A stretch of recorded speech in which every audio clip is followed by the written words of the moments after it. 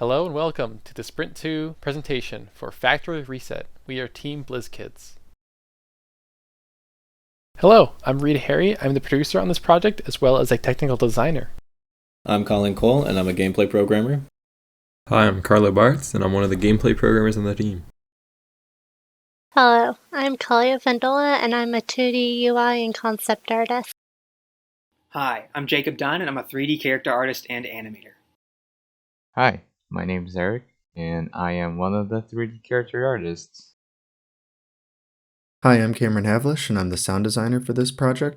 Eileen Snyder is our composer. Hi, I'm Remy Strush-Berger and I'm the designer for the team. Factory Reset is a 3D top-down tactics auto-battler where players assemble and modify a squad of robots on a 3x3 grid that battle with teams of defective robots by taking turns attacking in unique patterns. Alright, jumping right into our demo of Factory Reset. Here's our shop screen. This is what you're greeted with at the beginning of the game. We have an empty board, so let's start grabbing some robots.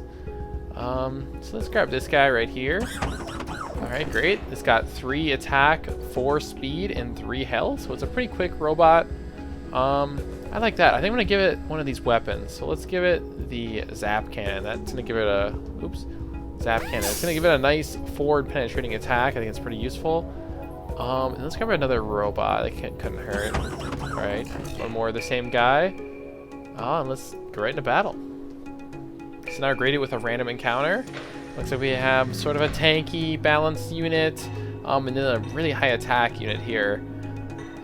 So since these guys are pretty fast, looks like I'm going to be able to outspeed this attack unit and just one-shot it. So let's move one of our guys over, and you can see with the attack preview that red square is right where it's going to hit. So I'm feeling pretty good about that row there.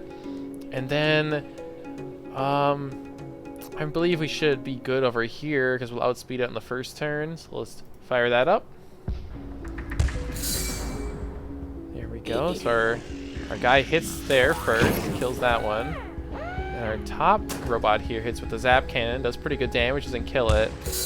Fires back. That kills us. Luckily, next turn I think we're gonna be able to outspeed it and kill it. So yeah, we'd have 4 speed compared to 2 speed. That should outspeed it, and battle should be ours. Sweet. All right, that's a win.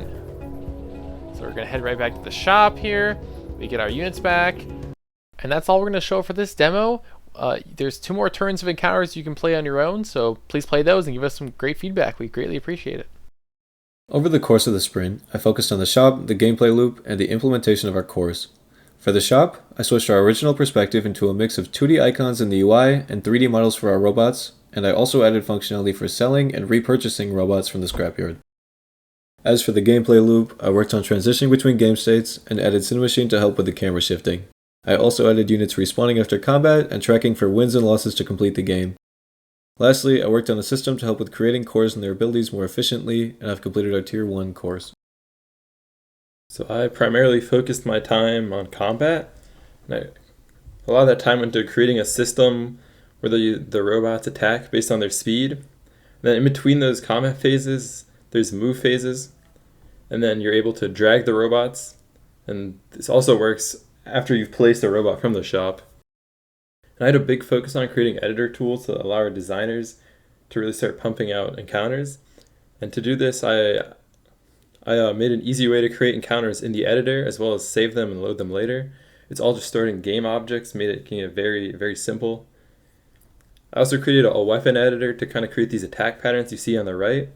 And then I put some time into actually showing these attack patterns to so you can know exactly what your robots are doing when you hover over them.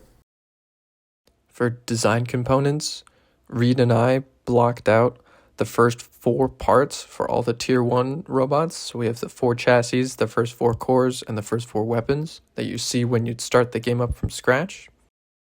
In UI, I was able to design the hover card, which details all the information about a robot when you mouse over it, including its attack pattern, its stats, abilities for both core and weapon, if there are any.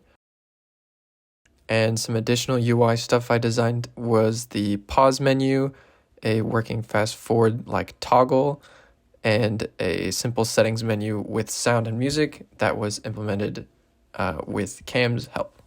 Additionally, I made a pop-up banner which can be used to indicate the differences between the attack and the move phases.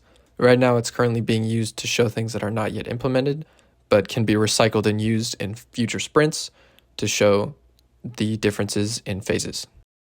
This sprint, I took on the task of making VFX for all of our 4 weapons in Tier 1. So they all have shooting VFX and impact VFX. Here's an example of a few. We have the flamethrower at the top. On the left to right, we have the zap cannon, the shrapnel shot, and the mortar. In the second half of the sprint, I try to make combat feel as good as possible. So pacing is very important in an auto battler. All your SFX, VFX, animations, UI updates all need to be spaced out perfectly so the player can follow what's going on. So I added delays between a lot of actions such as attacking or taking damage or dying to make sure the player can tell what's going on. I also made enemy encounters for turns 1, 2, and 3. So each turn, the game will pull from a pool of 3 enemy encounters and put one in front of the player. So hopefully every run should feel unique. As for my work this sprint, I was focused on making 2 of the 4 Tier 1 units for our game, the first one being the Tier 1 balance unit. This is a rounded, human-like figure which will have well-rounded stats. On the top you can see some screenshots from Blender, and on the bottom you can see some screenshots from Unity with our cool shader applied. Next we have the animations used for this unit. From left to right we have the idle, the attack, and the take damage animation. Moving on, we have the next unit I worked on, which is the Tier 1 tank, a 4-legged artillery cannon. This unit will have less speed but much higher health than others.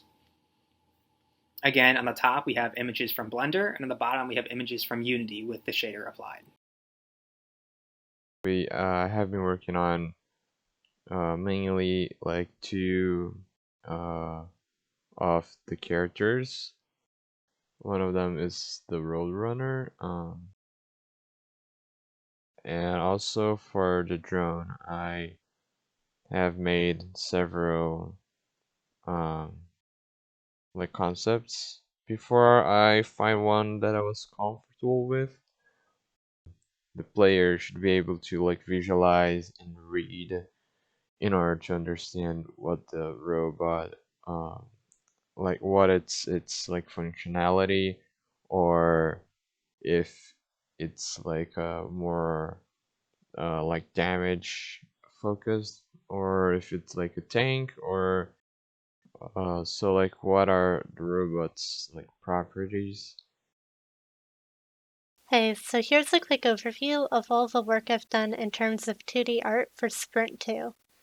I have been working to figure out a consistent style across all of the UI elements. I'm going with more of a minimalist, readable kind of focus style.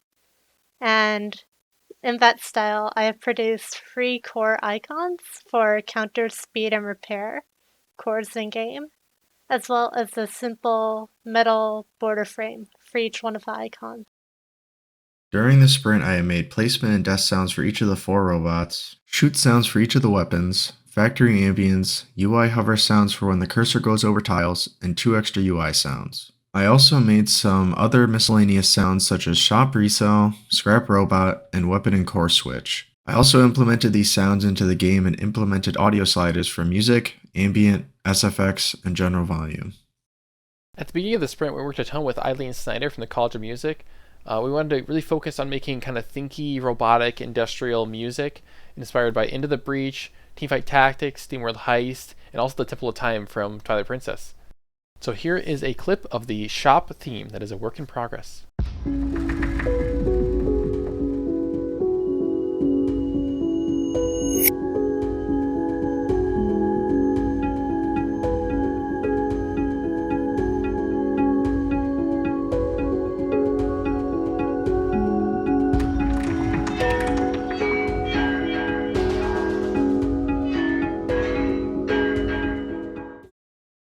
So looking ahead, we have 3 remaining sprints. That's 8 weeks if you don't count spring break. So for this upcoming sprint, Sprint 3, we have a few goals, including a fully playable metagame loop. So you should be able to start a run, complete the run, and go back to the main menu and start another run all over again. And we want all the Tier 2 chassis, cores, and weapons. So that'll be all the models and animations for those, technical functionality and implementation of those, sound effects, and VFX for all of those components. And then also we want to get that battle music track done. Thanks for watching our Sprint 2 presentation. We're really excited for you to get your hands on the game and give us your feedback.